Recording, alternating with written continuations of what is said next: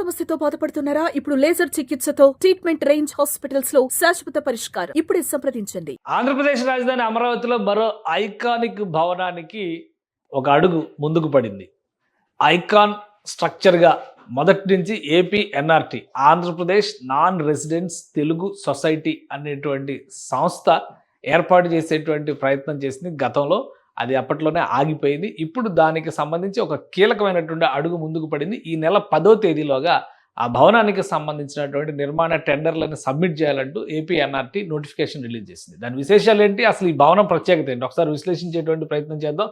AP NRT release చేసినటువంటి ఈ తెలుగు సొసైటీకి సంబంధించిన ఐకానిక్ భవనానికి సంబంధించిన టెండర్ డాక్యుమెంట్ ఇది. For the execution of foundation work including excavation and piling for the iconic tower building. ఇందులో ఒక స్పెషాలిటీ ఏంటంటే ఈ టవర్ని 3 దశల్లో నిర్మిస్తారు.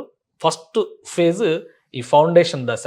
సో దీనికి సంబంధించి ఇప్పుడు ఒక టెండర్ నోటిఫికేషన్ రిలీజ్ చేశారు. ఇది 10వ తేదీ లోపు దీన్ని సబ్మిట్ చేయాల్సినటువంటి అవసరం ఉంటుంది. దాన్ని బట్టి ఫర్దర్ యాక్షన్ మొదలవుతుంది. రెండో స్టేజ్ ఏంటంటే ఈ మెయిన్ స్ట్రక్చర్ నిర్మాణం. దీనికి సంబంధించి మరొక టెండర్ రిలీజ్ చేస్తారు. సో ఇది ఒక ముఖ్యమైనటువంటి అంశం అవుతుంది. దీని తర్వాత మూడోది ఇక్కడ ఒక గ్లోబ్ టైప్ స్ట్రక్చర్ ఉంది, దాన్ని ఫాసడ్ అని చెప్పని అంటున్నారు. ఇది 3వ టెండర్ రిలీజ్ చేస్తారు.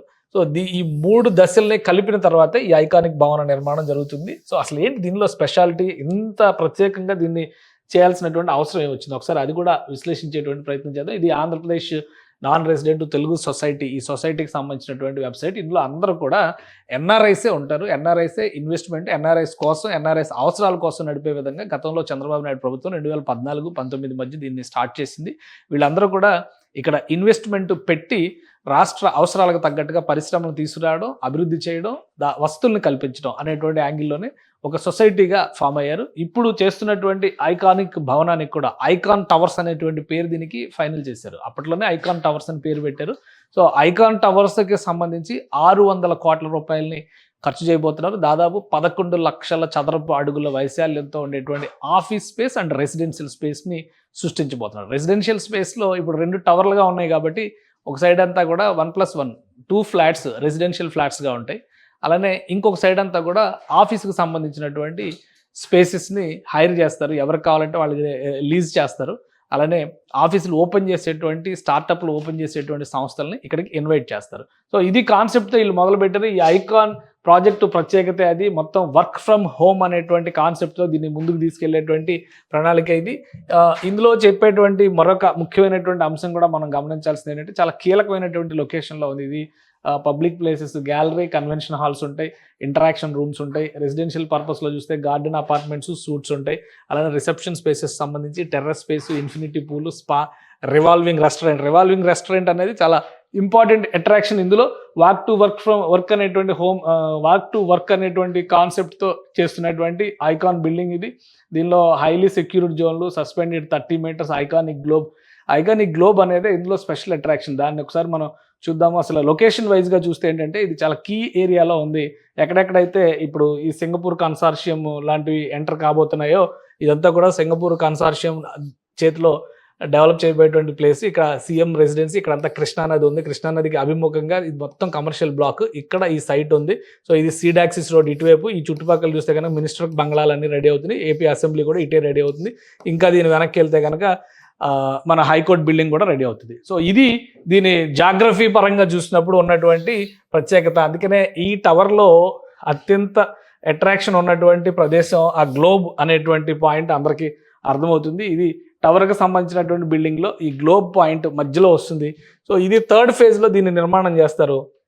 ఇది చూడడానికి చాలా చిన్నగా ఉన్నప్పటికీ కూడా 4 అంతస్తులో దీన్ని నిర్మిస్తారు. ఈ 4 అంతస్తుల్లో రెస్టారెంట్లు ఉంటాయి. ఆ రెస్టారెంట్లు కూడా ఎట్లా అంటే రివాల్వింగ్ టైపు ఉండేటువంటి రెస్టారెంట్. ఇది ఇప్పటి వరకు మన దేశంలో ఈ టైప్ ఆఫ్ స్ట్రక్చర్స్ లేవు. అందుకనే ఇది ఒక ఐకానిక్ బిల్డింగ్ కాబోతుంది. ఐకాన్ టవర్ అనేటువంటి పేరునే దీనికి పెట్టారు. ఈ 4 అంతస్తుల్లో భారీ రెస్టారెంట్, కిచెన్, అలానే డైనింగ్ హాల్స్, స్పెషల్గా ఈవెంట్ ఆర్గనైజ్ చేసుకునేటువంటి స్పేసెస్ ఉంటాయి. ఇది మొత్తం గ్లాస్తో కూడా తయారు చేసినటువంటి సీత్రూ ట్రాన్స్పరెంట్ స్ట్రక్చర్లో ఉంటుంది. సో ఇది ఒక డిఫరెంట్ స్ట్రక్చరు, దేశంలో ఇప్పటివరకు లేనటువంటి ముఖ్యమైనటువంటి ఒక ఆకర్షణీయమైనటువంటి ప్రదేశం కింద, ఒక మోడల్ కింద మనం చూడాల్సి ఉంటుంది. దీన్ని దృష్టిలో పెట్టుకొని మొత్తం ఈ భవన నిర్మాణాన్ని ప్రణాళిక చేసి టోటల్ గ్లాస్ స్ట్రక్చర్తో ఉంటుంది. ఇదంతా కూడా గ్లాస్ స్ట్రక్చరే ఉంటుంది. సో ఇక్కడ టెంపరేచర్స్ పెరగకుండా ఉండేందుకు ఫస్ట్ 3 ఫ్లోర్స్ కంప్లీట్గా బేస్మెంట్ మీదే ఉంటాయి. 2 ఫ్లోర్లు పార్కింగ్ ఉంటుంది. ఒక ఫ్లోర్ అంతా కూడా 2000 మంది కూర్చునేటువంటి ఆడిటోరియము, ఒక 1500 మంది కూర్చునేటువంటి యాంఫీ థియేటర్, ఇవన్నీ కూడా డెవలప్ చేస్తున్నారు ఇందులో. సో మొత్తం టోటల్ ప్రాజెక్ట్కి వచ్చేటువంటి టైం చూస్తే కనుక 3 సంవత్సరాలు, అంటే 2028 నాటికి టార్గెట్ పెట్టారు. మొత్తం 2 సంవత్సరాల్లో కంప్లీట్ చేయాలని అనుకున్నారు. 2028 నాటికి టార్గెట్ పెట్టారు. అందుకనే 3 ఫేజెస్ని కూడా ప్యారలల్గా విడగొట్టి పనులు అప్పగిస్తున్నారు. ఫస్ట్ బేస్మెంట్ కంప్లీట్ అయితే కనుక స్ట్రక్చర్ మొదలవుతుంది. స్ట్రక్చర్ నిర్మాణంలో కూడా కొన్ని ముఖ్యమైనటువంటి అంశాలు ఉన్నాయి. ఎందుకంటే స్ట్రక్చర్కి సంబంధించి వీళ్ళు ఎక్కువగా చెప్తున్నటువంటి మాట ఏంటంటే నిర్మాణంలో చాలా జాగ్రత్తలు తీసుకోబోతున్నారు రాబోయేటువంటి రోజుల్లో.